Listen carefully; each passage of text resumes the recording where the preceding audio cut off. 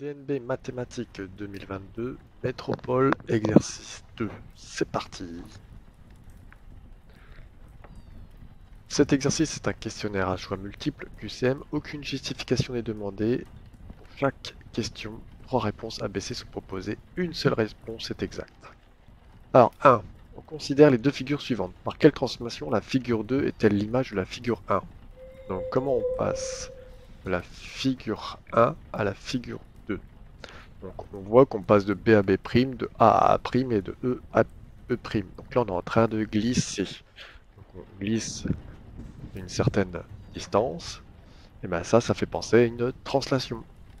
Réponse A. On considère la représentation graphique de la fonction g suivante. Ok, on a la droite qui est tracée. Quel est l'antécédent de 2 par la fonction g?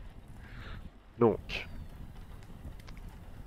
j'ai mis réponse B.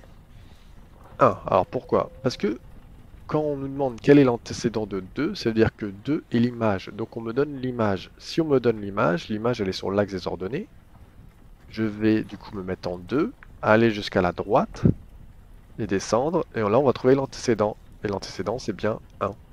Question 3. Soit f, la fonction définie par f de x est égale à 3x au carré moins 7. Quelle affirmation est correcte? Donc j'ai réécrit la fonction f de x égale 3x au carré moins 7. J'ai remplacé le x par 3. Donc du coup, je vais calculer f de 3. Je remplace le x ici par 3. Je calcule. 3 au carré, ça fait 9. 3 fois 9 moins 7. 3 fois 9, ça fait 27. 27 moins 7, ça me fait 20. Donc f de 3 égale 20, comme proposé à la réponse B. Question 4. On a relevé les performances en mètres obtenues au lancer de poids par un groupe de 13 élèves d'une classe. On a 13 valeurs. Quelle est la médiane de cette série? Donc, attention, il y a un piège. Quand on vous demande de trouver une médiane, pensez à mettre les valeurs dans l'ordre croissant. J'ai reclassé toutes les valeurs dans l'ordre croissant. Il y a 13 valeurs, donc c'est un pair. Si c'est un pair, on cherche la valeur centrale. 13 divisé par 2 égale 6,5.